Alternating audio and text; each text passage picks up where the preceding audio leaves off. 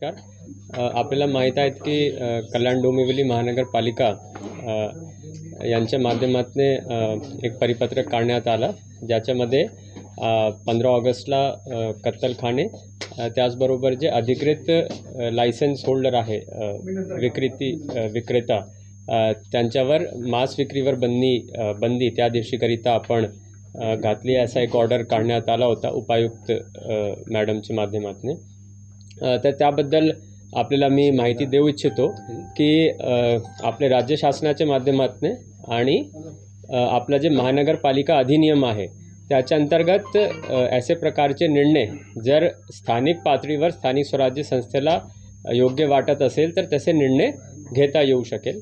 त्या आधारे आपली महानगरपालिकाने 1988ला एक ठराव पास केला होता आणि त्या ठरावामध्ये या प्रकारची बंदी घालण्यात येईल असा एक ठराव पारित झाला होता आणि तेव्हापासून आपण महानगरपालिकामार्फत या प्रकारची बंदी त्या दिवशी म्हणजे असा ऑर्डर्स आपण काढत आलेलो आहोत। सर्वप्रथम एक स्पष्टीकरण हे देऊ इच्छितो की नव्याने कल्याण डोंबिवली महानगरपालिकेने असं कुठलाही नव्याने असं काही निर्णय नाही घेतलेला आहे। हे वर्षानुवर्ष निर्णय हे घेण्यात आलेला आहे आणि त्याच पद्धतीने एक रूटीनप्रमाणे यावर्षी पण हे निर्णय काढण्यात आला। त्याचबरोबर एक गोष्टी आपल्याला लक्षात आणून देऊ इच्छितो की हे जे बंदी असते ऑर्डरप्रमाणे ते जे कत्तलखाने आहेत आणि अधिकृत विक्रेता आहेत म्हणजे जे आपले मीट शॉप्स आणि मटन शॉप्स असतात त्यांच्याकरिता आहे। कन्झम्पशनवर याच्यामध्ये कुठल्याही प्रकारची बंदी राहत नाही। काही माध्यमातून असा एक गैरसमज होत आहेत की आपण त्याला म्हणजे कन्झ्युम करू शकत नाही, तर तसा नाही आहे। कन्झम्पशनला कुठल्याही प्रकारची बंदी आपण करत नाही आहे आणि या प्रकारच्या ऑर्डर्स उपायुक्त स्तरावरून दरवर्षी काढण्यात येतात आणि त्याच धर्तीवर यावर्षी पण काढण्यात आलेला आहे। सांगितलं की आपलं जे महानगरपालिका अधिनियम आणि शासन निर्णयाप्रमाणे स्थानिक पातळीवर निर्णय घेता येऊ शकेल, त्या आधारे आपण हे निर्णय घेत आलो आता म्हणजे खूप वर्षापासून। त्याप्रमाणे त्याच्यामध्ये स्थानिक पातळीवर जर आपल्याला काही निवेदन किंवा काही हे प्राप्त झाले तर त्याच्यावर विचार विनिमय करून जर काही निर्णय घ्यायचे असेल तर ते घेता येऊ शकेल। नाही, जसं मी सांगितलं की राज्य शासनाचा शासन निर्णय आहे की स्थानिक पातळीवर निर्णय घेण्यात यावा आणि महानगरपालिकाच्या अधिनियममध्ये पण तसं आहे, म्हणून हे स्थानिक पातळीवर निर्णय अगोदरपासून घेण्यात आलेला आहे आणि त्याच धर्तीवर यावर्षी पण घेण्यात आले। मागे सांगितलं की आता जे आधी आपल्याला काही निवेदन किंवा काही संघटनाचे पत्र प्राप्त झाले त्याच्यावर विचार विनिमय करून योग्य ते निर्णय घेण्यात येईल। प्रश्न काढलेलाच आहे, तर आज रोजी ऑर्डर एन्फोर्स्ड आहेत। आता जे निवेदन प्राप्त झाले किंवा इतर माध्यमातून आम्हाला जे प्राप्त झाले त्याच्यावर विचार विनिमय करून जर काही बदल असेल तर निर्णय पण घेता येईल आणि त्याचा जर बदल होत असेल तर ते आम्ही आपल्याला कळू। प्रश्न असा आहे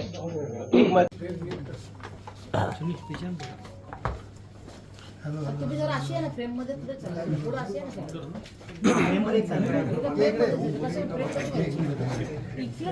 इकडे एवढी झाली तर पुढे अशी ही फ्रेम। स्वागत आहे आणि आपल्याला एवढ्या तातडीने बोलवण्याचं कारणही असं आहे की 2-3 दिवसापासून जे प्रसारमाध्यमात आपल्या शहराचं नाव त्या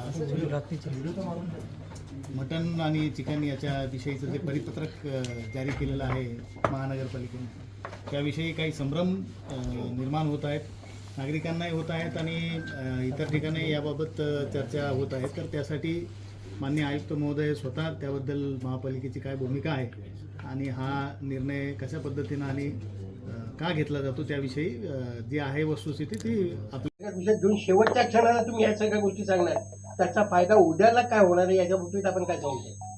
नाही, आता हे जेव्हापासून आता विविध माध्यमातून हे बातमी येऊ लागली तर आम्हालाही असं वाटलं की आमची जबाबदारी आहे की महानगरपालिकाची भूमिका काय आहे आणि या ऑर्डरची काय पृष्ठभूमी आहे आणि याचे काय मानक आहे ते आपल्यासमोर स्पष्ट व्हावं, म्हणून आजची पत्रकार परिषद आम्ही घेतोय। जसं मी सांगितलं की दरवर्षी काढतो आणि दरवर्षी याची अंमलबजावणी आपण करत असतो. यावर्षी विविध माध्यमातून अशी बातमी येऊ लागली, म्हणून हे ऑर्डर काय आहे आणि याचे स्पष्टीकरणही आम्ही द्यावं असं आम्हाला वाटलं, म्हणून आज देतो. सर तुम्ही काय ते आता पुढं ते तर पुढची कारवाई केल्यानंतर 30 दिवस आपले जे परवाना विभाग आहे त्याप्रमाणे त्यांची एक पूर्ण पद्धत आहे म्हणजे कारवाई करण्याची. तर त्या पद्धतीमध्ये रूल्स आहेत, कसे करावं, काय करावं, कसे केलं पाहिजे. मालमत्ता जर जप्त करायची असेल तर त्याचीही पद्धत असते. तो प्रोसिजरप्रमाणे पूर्ण कारवाई होईल जर केली गेली तर. सर तुम्ही आता की आज रोजी ऑर्डर आहेत, जर काही याच्या विपरीत काही ऑर्डर झालं किंवा चर्चा करून असं वाटलं तर ते आम्ही तुमच्या माध्यमातून लोकांना कळू आणि त्याचा अंमलबजावणी त्याची करू. तर आमची काही भूमिका नाही. आणि कायदा सुव्यवस्था जर प्रश्न असेल तर पोलिसांसोबत चर्चा करून त्याच्यावर योग्य ते निर्णय घेण्यात येईल. सर आपण बघितलं तर आपल्या बाजूची भिवंडी जसं मी सांगितलं की दरवर्षीप्रमाणे हे काढण्यात आलेलं आहे. आता जे उलट प्रसार माध्यमातून जे आम्हाला कळते की काही महानगरपालिकांनी पण काढलेलं आहे. उदाहरण स्वरूपात आय थिंक नागपूर, मालेगाव, छत्रपती संभाजीनगर, जळगाव, इचलकरंजी, तर भरपूर महानगरपालिकाने त्यांचे स्थानिक पातळीवर जे काही असेल त्या पद्धतीने काढण्यात आलेलं आणि त्याच पद्धतीने आम्हीही काढत आलो आणि त्याच आधारे हे ऑर्डर काढण्यात आलं. सर पण ह्या सगळ्या मुद्द्या त्याचा मी काही सांगू शकत नाही की त्यांनी कशा आधारे काढला आहे ते. म्हणजे मी प्राधिकृत अधिकारी नाही आहे आणि कल्याण डोंबिवली महानगरपालिकेनेच केली की मी आमची महानगरपालिकाबद्दल स्पष्टीकरण देऊ शकतो. त्यामध्ये सुरुवात नाही तर आम्ही खूप वर्षापासून काढत आलो आहे. आमच्याकडे 2010चे पण ऑर्डर आहे, 11चे पण, 13चे पण सगळे ऑर्डर्स आहेत. तर त्या पद्धतीने आम्ही काढत आलो आणि यावर्षी पण काढण्यात आले.